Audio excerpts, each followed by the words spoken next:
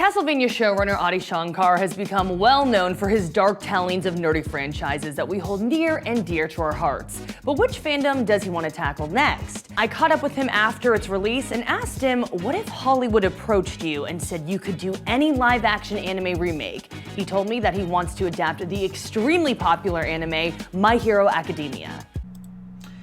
You know, with Disney doing these live-action remakes and anime getting remakes all the time, and superheroes in vogue, all eyes are on My Hero Academia getting the live-action treatment.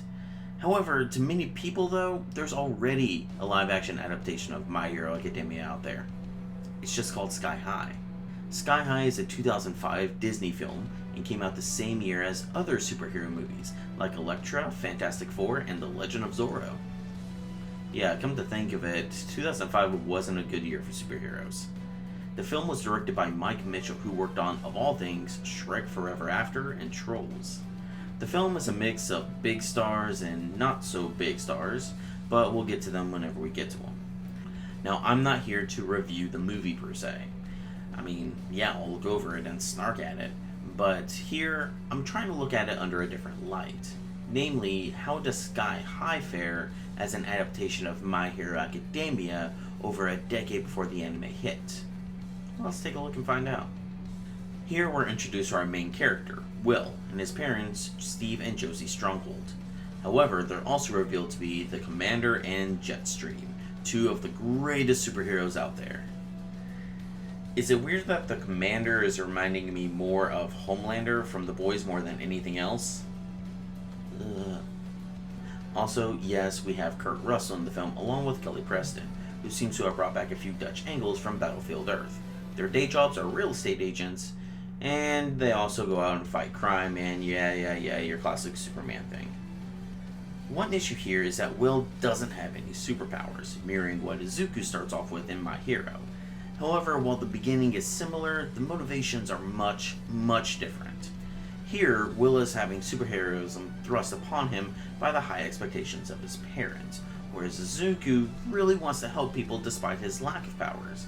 Will's powers come by way of genetics, spoiler alert, while Izuku has to inherit his mentor's powers, but more on that later. We also get the main female of the film, I guess, and I will give you one guess what her shtick is. Good morning, Mrs. Stronghold. Morning. I noticed you had some recyclables in the trash. I took the liberty of moving them for you. Thank you, Layla. You hungry? I've got plenty of eggs, bacon. No, thanks. You know how my mom can communicate with animals? Apparently they don't like being eaten. How about some juice? Great. We also see our protagonist watch his parental figure / mentor go out and find some superheroics via a news broadcast. Although My Hero takes the cake here because Sky High's footage is, well... Circle back around! I'm on it. Release! Launch!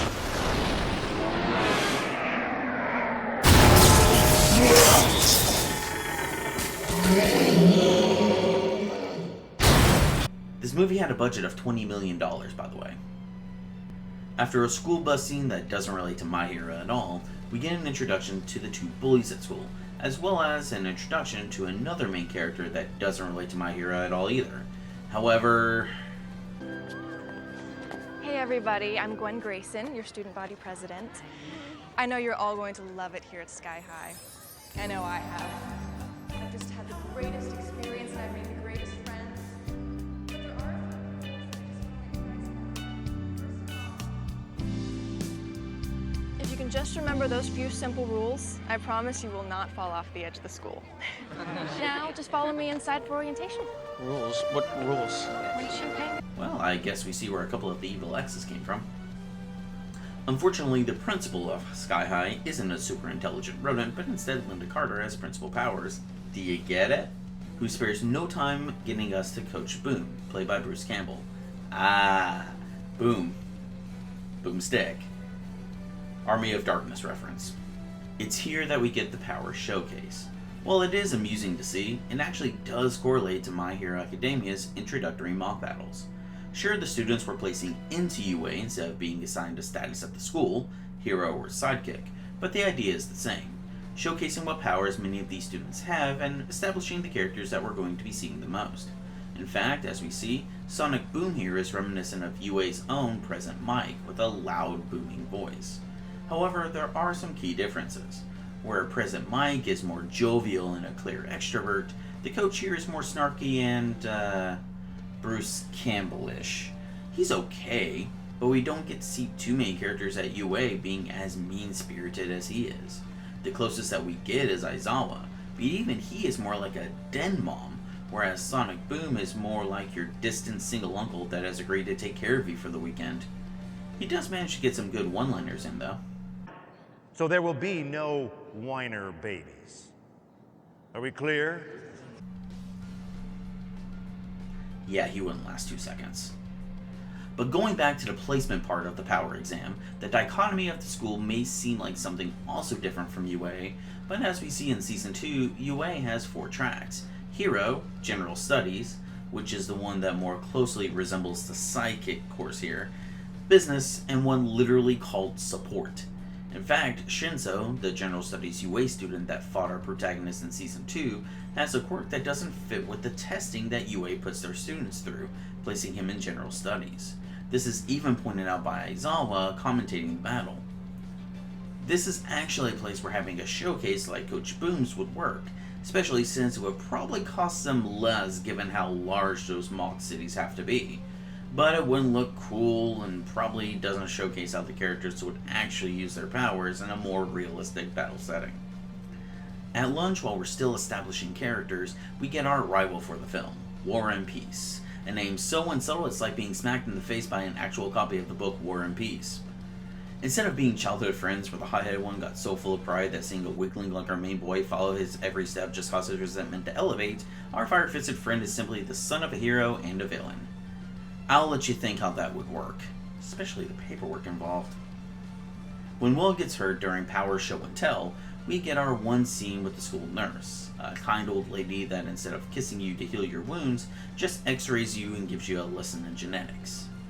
This might be stretching a bit, but it's also the replacement of the doctor from My Hero Academia's exposition dump that tells Deku that he's not going to get his powers. Only our nurse here provides a lesson in genetics, with the bus driver being used as an example instead of an explanation about a kid's pinky toes. Yeah, one is more final and the other one's just more of a small possibility, but it's still there. After we get a scene about the secret hideout with some of the most on-the-nose foreshadowing ever. Oh, well, one thing. Of course, you must never, ever bring anyone into the secret sanctum. That's why it's called the secret sanctum. I would never. Let me guess, one is going to seduce Will, Will's going to take her down to the sanctum, and shenanigans happen. It's here that we introduce a liar revealed plot, one of the laziest plots in movies, and it lasts all of 10 minutes at the most. Seriously, a couple of scenes later, Will just outs himself as powerless. Guess the movie's just chugging right along. Back at school, we see the bullies cause Warren to get upset with Will, causing a fight to break out due to Warren's daddy issues. It's also here that we have Will get his super strength. While this is pretty cool and we see Will literally stand up for his friends, it doesn't have the same impact as Deku saving Bakugo, our Warren XP, from a giant sludge villain. Will is simply standing up to a bully and defending himself, whereas Deku risked his life to save someone that not too long ago told our hero to kill himself. Although I will say that the powers do resemble their counterparts fairly well, and this fight is a replacement to their fight in the mock battles that All Might sets up, so, not bad? Here's where we do get a huge difference between anime and film: power progression. In the movie, Will gets his super strength and, spoilers again, flight powers and immediately knows how to use them. When Deku first gets his powers from All Might, he uses it and breaks most of his body in the process. In fact, the main arc of the series as a whole is how Midoriya grows into his power and makes it his own, mirroring his character development with his physical development of his newfound quirk. By removing that element from the story, it makes the plot seem rushed, as the movie had to get several elements together in such a short running time, so they just flipped the hero switch all of a sudden. Granted, Will doesn't know how to use his powers wisely, as he busts up the entire school cafeteria, but still. Side note, when they are in detention, they are placed in a power dampening room, so while Aizawa as a character isn't present, his power is. While on the topic of teachers, in addition to the coach, we really only have two more. Mr. Boy, a disgraced psychic that might as well have been called Spunkington for all the dignity that this movie has given him, is played by Dave Foley, while Kevin McDonald has had his role of the almighty tallest go to his head as a mad scientist Professor Medulla.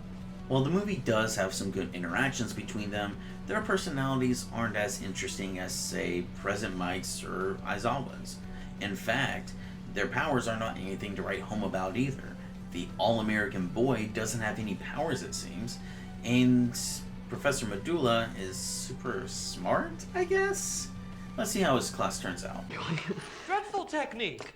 You've confused rays with beams. D! Minus. I'd give you an F. That would only mean having to see you in summer school. And what have we here? So Gwen here can control technology. While she doesn't have any main match in My Hero, she might be closer to Toga, because she's clearly evil here, or maybe the best known machinist at UA, Mei Hatsume. I mean, there is a scene in Season 3 where a main girl gets jealous of her, but I don't think Miss Hippie here has anything to worry about. You know, I can totally help you out with all this science stuff. Yeah, you do that? Especially biology. Yeah, we're gonna see young Killer Frost here, aren't we? Moving from science to gym, we have Save the Citizen, a game where a pair of heroes has to battle another team of heroes to save an object within a time limit. Although the setting is different, this is essentially the infiltration simulator that All Might ran in Season 1. The only difference besides the setting is what needs to be captured. Here it's a mannequin, where the anime had a giant weapon. In terms of the fight though, this is much different. Sky High uses this as an opportunity to get payback on the villains, as well as team up the rivals here, something that reflects the final exams at the end of Season 2 of My Hero. The anime used the fight as a replacement for the cafeteria fight that the movie had. Same basic fight, different scenario. I can dig it. You know what high school staple is in almost every single high school movie but actually isn't in My Hero yet? The homecoming dance. And it's around this time that the movie starts dropping hints like the lead up to a comic event. Or an adaptation of a comic event. The homecoming? Homecoming. It's about homecoming. Homecoming! The greatest collection of super teens ever gathered. Oh, right. Here are the villains of the movie. There are no Shigaraki or Kurogiri and more 60s Batman level material. We have a figure in a cave voiced by Kronk himself, and a jester that looks straight out of Are You Afraid of the Dark? They also play up a gag where the figure chokes the jester until he says uncle. While I get they're trying to be silly like a comic book and like most of the special effects in this movie, it doesn't make them seem menacing at all. They seem more like two stooges here, in this giant empty space that makes Shigaraki's bar look far more appealing. And the fact that the main villain's weapon is called the pacifier doesn't help matters at all. Going back to the homecoming plot, Will invites Gwen to go with him. Layla decides to get revenge by going with Warren, who gives one of my favorite responses in this movie. So, you're not doing this just because you like me or anything. You're doing this to get the stronghold. Yeah. And I'm in. Gwen has Will commit another high school movie sin of recreating the plot of Project X. We get payoff of the not at all subtle foreshadowing earlier. We get the classic third act breakup with a slight twist. Here, the two main ladies face off against each other where, okay, I'm ashamed to admit that it took me this long to figure it out. We have one girl who we're rooting for that has a green thumb and is all ingrained in nature, and we have another who is clearly all about technology that Quill is clearly attracted to. Like nature versus technology. Kudos, I guess. Plus, it's about this time that Will actually stands up for himself. You do not dump me! Sorry, Gwen. I, just did. Have you dumped everyone you've ever been with? You've never been the dumpee? Look. Well, I guess we know the answer to that question. At the homecoming dance, all the pieces come together, where the plans are almost entirely different. In My Hero, the villains gather together a larger group of smaller villains, while they use their evil weapon, Nomu, to kill All Might. The students are mostly a distraction, and the villains don't want anything to do with them. In Sky High, however, it turns out that the pacifier, just take a wild guess what it does. Don't worry, I'll wait. Actually, this is a video, you can pause it, I'm not waiting on you. Turns people into babies. The villain, Miss Techno here, was actually turned into a baby when her weapon got initially destroyed, but grew up again and is now wanting to indoctrinate all the hero babies into her own villain academy. She even has help from not just the Jester dude, who raised her as a baby, but also from the 2 bullies and cheerleader who can make multiples of herself. So whose plan is better? Shigaraki's. His plan is simple yet effective and shows how he's a great leader. While Gwen has some help, her plan fails if even a single hero is outside of the gym when hell breaks loose. In fact, the Losers Gang that has been established in the film as Will's friends exit said gym through an air duct. Will doesn't even need to be here since the 2 bullies are taken care of easily and the cheerleader is easily disposed of when Layla goes all poison ivy on her ass. Ass is? Anyway, it turns out that there was a contingency plan. Turn off the anti-gravity that keeps the school afloat and drop it like a rock. So, Ultron's plan then. Does she not realize that she would kill herself this way? I guess she couldn't go back if she tried, but still, that's a dumb plan. At least Shigaraki had an escape route in case things got bad, and his method only failed because he underestimated All Might. Whatever, the school is still falling, but shock and awe, Will pulls another power out of his ass as it turns out he can fly now too. So he can help prevent the school from crashing once the anti-gravity is turned back on. But not before we get a gag about a newly built house where nothing is broken and there's no insurance on it yet and it has 2 days left until retirement. The day is saved and the dance goes on. That couple will go on to have amazing children with intense emotional scarring. The movie ends the way any Superman story should end, with the hero embracing his sweetheart where even a small slip could mean her instant doom. I mean, I guess my hero could technically have this if Ochako made Deku float, and she could grab onto him, and I don't know. So that was Sky High. I don't think it's a bad movie at all, but how does this stack up against My Hero Academia, especially Season 1? While I may not be one of the great adaptation critics out there, I think I can visualize it quite well. Give me just a minute.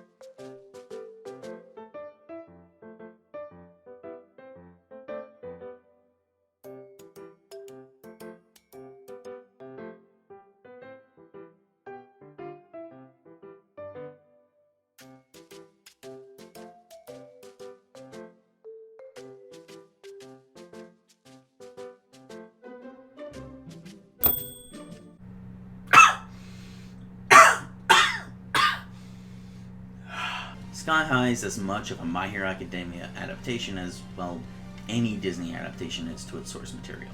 Whether the subject is a fairy tale, mythology, or real life, it becomes slathered with several layers of Disney paint to the point where it's virtually unrecognizable. Yeah, several of the key elements are there, like the lack in gaining of powers, the school having a dichotomy, a few fights based on stopping bad guys and saving the day, and having the villains evade the school and being defeated. But when we get a plot that more closely resembles high school films at the time, rather than the anime that we have now, it shows that this isn't what I would call an accurate adaptation of My Hero. In its defense, it's about the same level of adaptation of the live-action Death Note and Dragon Ball movies are, with it actually being a good movie to boot. So take from that what you will. I'm Shawnathan, and I'd hope to see you again, so do whatever YouTube wants you to do to keep you coming back.